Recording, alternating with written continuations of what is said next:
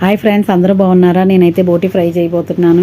ఉప్పు పసుపు వేసి బాగా ఉడికించుకోవాలండి. ఈ లోపల మసాలాలన్నీ వేయించుకోవాలండి.